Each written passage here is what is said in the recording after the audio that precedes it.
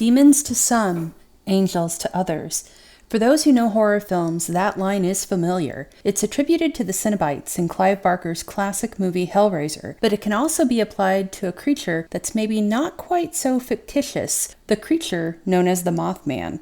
The Mothman truly hit the wider public's consciousness thanks to the 2002 film version of writer John Keel's book, The Mothman Prophecies. The film is a fictionalized version of what Keel put together as factual encounters and accounts of what happened in Point Pleasant, West Virginia during 1967. The first well-documented sighting took place late in 1966 and was by two young couples driving at night. The car's headlights hit upon large red eyes. The creature they described was a large-looking man with 10-foot wings. It followed them while they were driving and then vanished. Sightings and strange phenomena began to happen in the area after that, with townsfolk seeing the red-eyed, unidentified flying object everywhere. The local sheriff tried to put the phenomena on sightings of a large bird, a heron of some kind, but it didn't stop the sightings or the coverage of them in the news. One resident, named Newell Partridge, stated his TV started showing weird shapes on it and bizarre noises were happening around his home. He looked outside and saw a large winged monster with red eyes staring at him. Now there's another thing that part of West Virginia was known for. In 1942 through 1945, nearby Point Pleasant was the location of the West Virginia Ordnance Works. This was a facility that created munitions and explosives for the military during World War II. The site was closed down, but the facilities and the tunnels were still around, as were the leftover chemicals that had permeated the place. The chemical remains were enough that in the late 70s, it was discovered that contaminated water was leaking out into the wilderness. This would eventually lead to a cleanup of the area by the government. But prior to that, who knows what sort of oddities could have sprung from the mixtures left over? It's a theory, of course, but you have to wonder if either the chemicals were causing hallucinations, or maybe even mutations in the animal life. Or, to the extreme of what-ifs, maybe munitions weren't the only thing the Army was keeping stored there. The Mothman, thanks to Keel's book and other UFO theorists as well as cryptid followers, has some healthy ties to UFOs and extraterrestrials, with many thinking the creature himself is an alien. Alien, hallucination, or something else, it didn't matter because tragedy followed him on December 15, 1967, when the Silver Bridge collapse happened. Over 40 people died, many plunging into the freezing Ohio River. John Keel would write about the Mothman in his book that was released in 1975 and linked the sightings to the bridge collapse. Many believe the Mothman was a portent of the tragedy to happen with the bridge. There's debate on if the creature was a warning or possibly the cause of it. When the investigation of the collapse was finished, it was actually shown to be due to a crack in a support bar, but that evidence doesn't explain away the sightings. The creature has since made appearances around the world, and while many people believe Point Pleasant is his home, stories and first-hand accounts make it clear either the Mothman likes to travel, or there's more than one of them.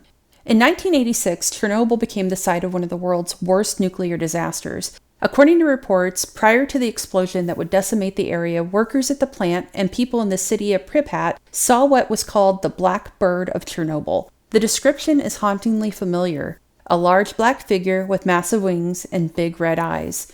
Reports state that just days prior to the terrorist attacks in New York City on 9/11, that residents saw a large black bird flying around the towers. When the attack happened, there were reports that figure could be seen in the smoke and around the rubble. In 2011 and through the following years, there were numerous sightings of a Mothman or Mothmen in Chicago. The reason I state men is because in these cases the eye color varied, with some red, some green, yellow, and even orange. All of them appeared to be large with leathery wings. And then there's a far more, at least in my case, personal tale of a Mothman sighting. My husband shared this with me some years ago. He had no idea at the time it happened what the Mothman was.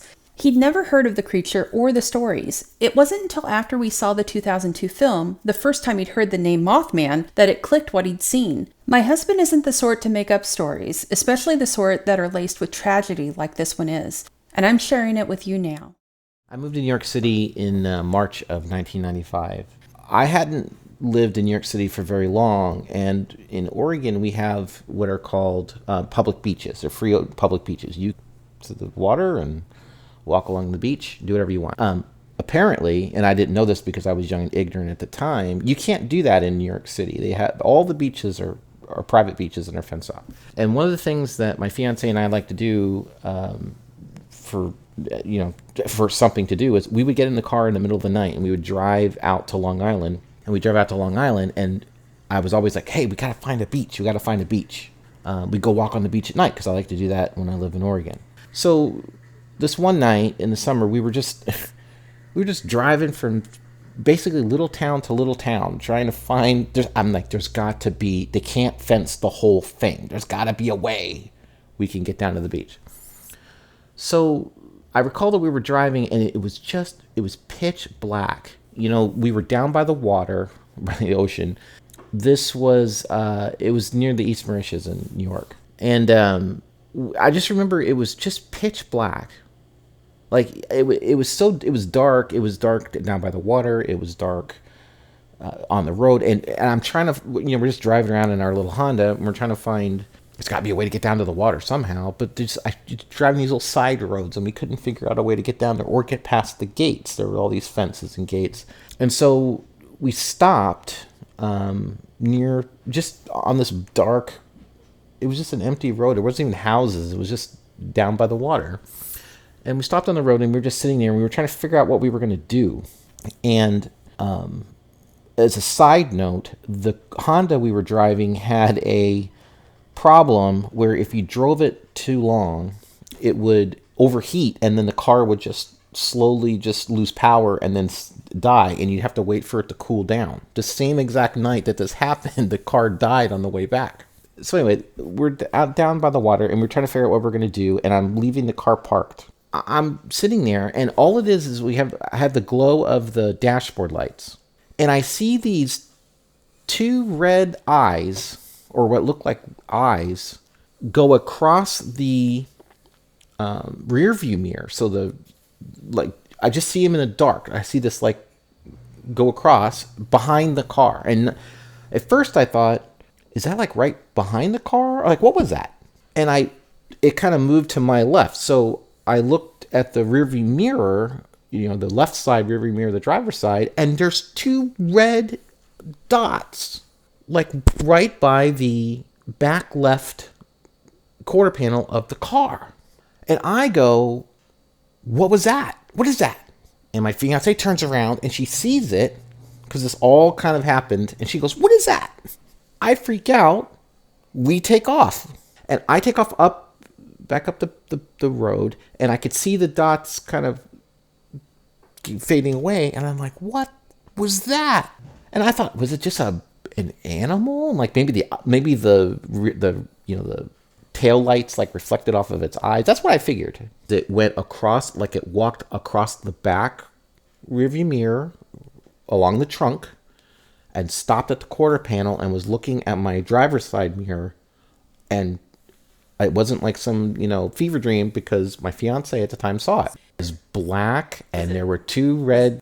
It looked big, but that's it. I just assumed it was I didn't really I didn't process the gravity of what it was. I just assumed. Well, anyway, so this part is so I just thought, okay, the tail lights must have been shining off of some creature, some a wolf, or I don't know what the hell it was. But it was it was over the quarter panel. So I don't know why I thought that, because what could be that tall, right? So anyway, it wasn't it was a dog or something along the. So about a week later, it was the summertime, 96. We're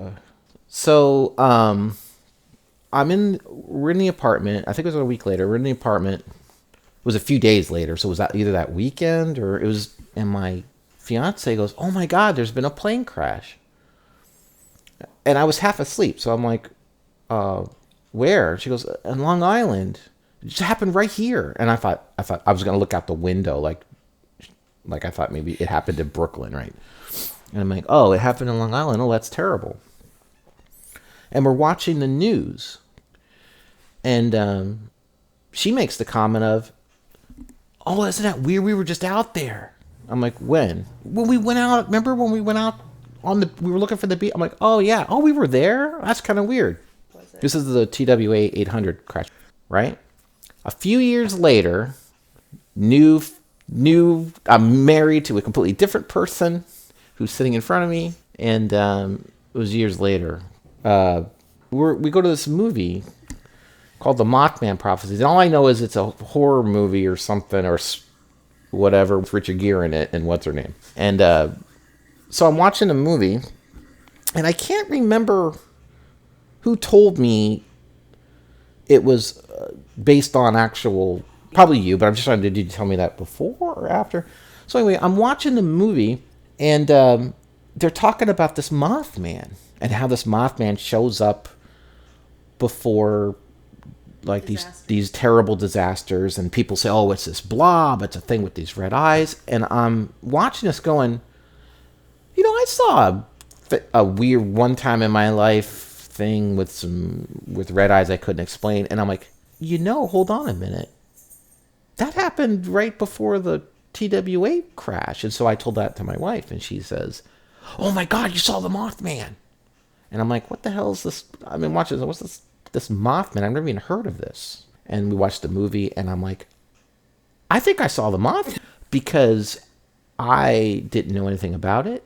I thought they were two completely separate incidents. And I'm watching this thing, and I'm like, look at the evidence, just bizarre. I happen to be at a location of a horrific plane crash a few days before it actually happens, and there's this, I've never once before since had two red eyes like behind it. We were down by the water and just like behind my car. I don't know what to make of it.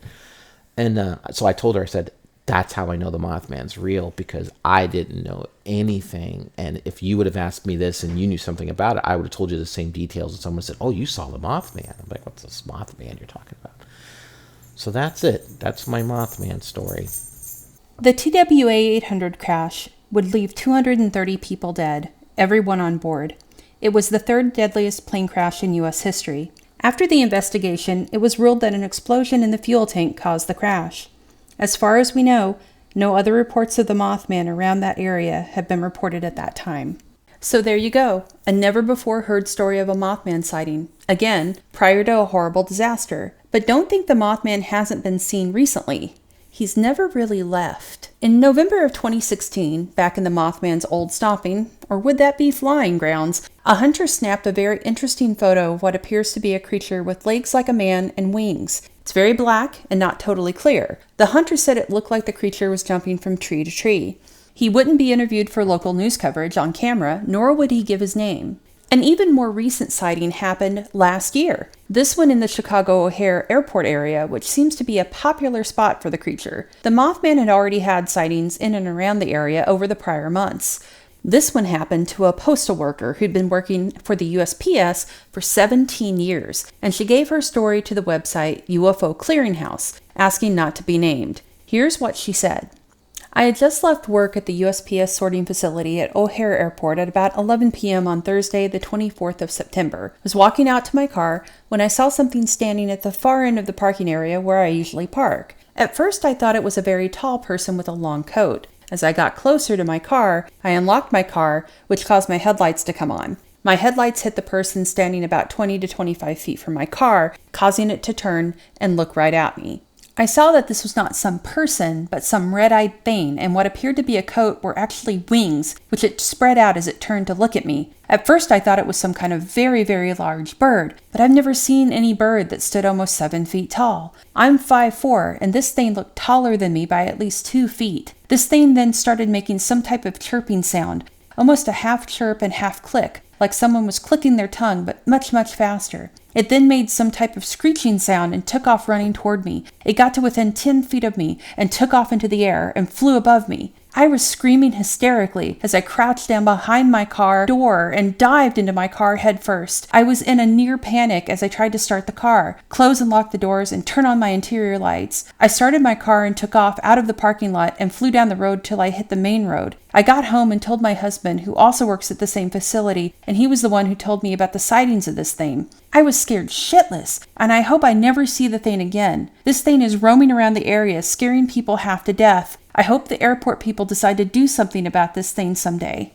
While it's apparent that the Mothman gets around, it's Point Pleasant, West Virginia that most attribute to the Mothman as his home. And Point Pleasant has embraced their monster wholeheartedly. There's an annual Mothman festival that brings in thousands of tourists every year. A life-size metal statue of the creature was created and placed in the town in 2003. And it's as creepy as you'd hope. There's also the Mothman Museum that's filled with memorabilia, props from the movie based on John Keel's book, as well as the late author's suit he wore to the statue's unveiling. They also include a healthy dose of UFO-based exhibits, too. The mystery of the Mothman looks like it has no end in sight, or no end to the sightings either. The mystery has started to cross over into myth, taking on a whole life of its own. But the question remains, does the Mothman come to warn us about the tragedies that he precedes, or is he the cause of them?